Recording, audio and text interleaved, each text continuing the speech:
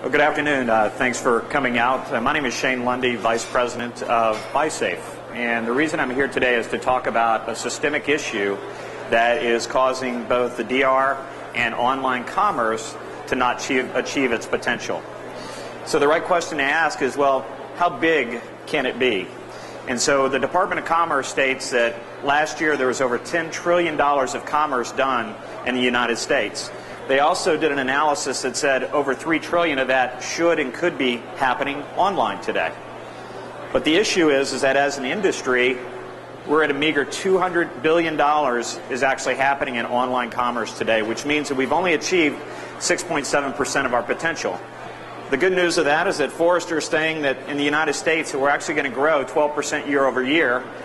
The bad news of that means it's going to take us another 5 years to get to our potential. So the right question to ask there is, why? So let's take a look at what drives human behavior. And I think most of us know that fear is a fundamental driver because 98% of all people will do more to avoid pain than to move towards pleasure. And shopping online, or shopping in general, should be a pleasurable thing. And so what are the things that are systemic to the internet that actually drive fear? Well, one, it's a very disconnected purchase experience, and today the technology isn't really available to make that a more connected environment. But over time, I think we're going to be able to overcome that as an industry and get closer to what our potential is. But some of the other things that we can address today is that there's a greater level of perceived risk when purchasing online versus offline, even though almost every offline transaction is actually being stored some way through the internet and is very vulnerable to outside hacking. The other side, there's a higher perceived hassle factor in dealing with merchants online to return products, and also perceived merchant reliability. Is the product authentic? Is the merchant going to live up to their terms of sale? And those additional concerns. Additionally, the internet by its very nature is that there's a lot of choice, a veritable plethora of choice, which leads to a lot of pricing concerns online. So this is a little bit of an interactive portion of it, because how many of you here actually shop online, have bought something in the last 30 days? And so maybe what is one of your primary concerns when you actually buy online? Sorry? Buying the old goods. Okay, so merchant reliability, is the product authentic, and is that kind of your biggest concern? Okay, and any other concerns out there? So we got merchant reliability. How about you? So you want to touch and feel it. So that's that disconnected thing. So we might have to go through a wormhole to kind of solve that issue, maybe some retinal display and haptic feedback, but we'll get there eventually as an industry. Any other concerns out there? You, sir? Okay. Rick, how about you? Oh, what are your primary concerns? When are you going to get it? So and typically every merchant does have their online terms of sale that say they're going to deliver it to you within a certain time frame. And I agree, that's also another big concern that consumers are having. And so really what we see consistently, our research is showing that yes, identity theft, what is going to happen with my personal information whenever I enter it into the internet? The second one is definitely, is that merchant going to live up to their terms of sale? And then lastly, am I getting a good price? So there's been a lot done in the internet to really try to prevent the inappropriate use of personal information. And actually, it really came as a reaction to an FTC mandate that says, hey, if you're doing online business, you have to do everything you can to secure the transmission of data as well as storing it. That's what happened with SSL and PCI. Now, all these companies have had a nice run because of that type of a mandate. But when you take a look at the statistics, still 64% of all identity theft is originating through an online transaction. So if you quantify that, 1 in every 30 Americans, according to the FTC, will have their identity stolen this year alone. So if 64% of that is happening online, that's 1 in every 47 Americans will have their identity stolen this year due to an online transaction. The other thing about buying online that most people don't quite get is that you're more likely to actually have your information stolen by working with a bigger merchant versus a small one. Why is that? Well, the hackers are lazy. They want to be able to hack a big database versus a small database. And you're seeing a lot of that actually happening today through the sensationalization of it, quite frankly, through the media.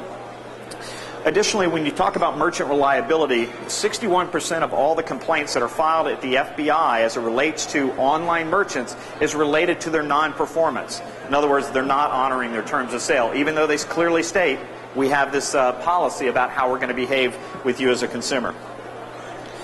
As it relates to pricing, 45% of all consumers, according to BizRate, say that price is the absolute most important thing whenever it comes to making a buying decision. And so if you think about that consumer right before they click the Buy Now button, if they're thinking they might be able to get it cheaper elsewhere, what are they going to do? They're going to bounce. And that's why fundamentally when you look at online retail, on average, it's about 98% of all the consumers that are getting to the shopping cart are basically bouncing and going elsewhere. Typically, they're taking that purchase offline. So the question is why? Excuse the image here, but you know, when you really dig deep into it, you have to ask yourself, why is it? You know, why is it that we can only capture 2% of those online shoppers? Why are we only at 7% of our potential? I mean, it's really inspiring to think that we've only achieved 7% of our potential, but how are we going to actually get to that next level? So the way to get there is that we have to really look at what the systemic issue is. It's a lack of consumer confidence when buying from direct response on television, via the phone, as well as online. So what I'd like to take a little bit of a deep dive into, and the purpose of the conversation today is to really look at the dimensions of consumer confidence and how we can address it. So there's two sides. We have prevention and we have resolution.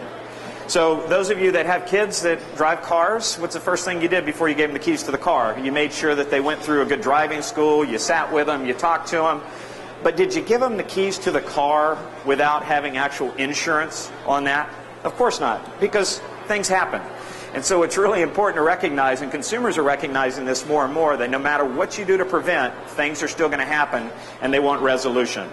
So now let's relate that to our industry. Prevention, resolution. Across the top, we got the three concerns: information security, merchant reliability, and price. We've already talked about the companies that are addressing the first quadrant, but you know what? That's just not enough. So a little bit of a segue into buySAFE. I promise I won't bore you too much with what we do. But really what buySAFE is focusing on is addressing the other 5 dimensions of consumer confidence. And the way that we do that is by working with online retailers to properly merchandise what's called purchase guarantees. These guarantees are addressing the 3 concerns that consumers have. And one of those, again, is a purchase guarantee, providing and ensuring that that merchant will live up to their terms of sale. If they don't, buySAFE will make the consumer whole. Additionally, buySAFE provides blanket identity theft for every single purchase. So if you as a consumer were to buy from my website, and it's a buySAFE site, and your identity gets stolen, it doesn't matter how or when it happens, buySAFE's got you covered. Blanket protection. And the last thing we provide is a low price guarantee, so that as that consumer's in that shopping cart, if they're thinking that that price might change in the next 30 days, they're still going to go ahead and buy from you, because buySAFE is going to pay the difference between what they actually paid and what they can get it for today. And that's all on our dime.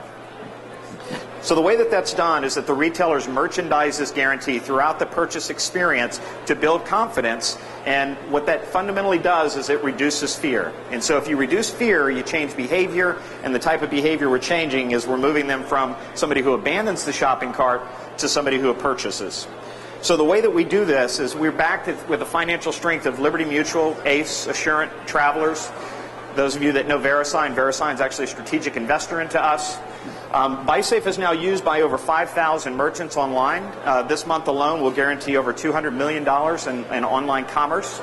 We're growing at a rate of about 100% every 6 months. If you are selling things online, we'd love to work with you to improve conversions. And the reason you're going to want to work with us is for 2 reasons. We increase and we decrease. The things we increase are the things that drive your business. We increase conversion by an average of 6% plus, repeat buyers by 10%, and overall profitability by 20%. And fundamentally, by decreasing buyer's remorse, and if you think about buyer's remorse, that's the #1 reason why people will cancel prior to them getting their order, and that's also going to impact the reduction in chargebacks. So how do we prove it? What's really important to know is that we have a huge commitment to analytics. Our product has built-in A/B testing capabilities. So the moment that it goes live, we divide your traffic into 2 separate buckets, leveraging flash shared objects so that we can keep that person in an experience, and so that you can quantify for yourself what the impact of improved consumer confidence is on your conversion rates. Lastly, if you'd like to learn a little bit more about what we do and how we do it, we're over at booth number 1228. My name is Shane Lundy, slundy at buySAFE.com. And I wanted to leave just a couple minutes for a few questions. Yes, sir. Any questions? Cool. Well, thanks again. Appreciate your attention. Thank you, Shane.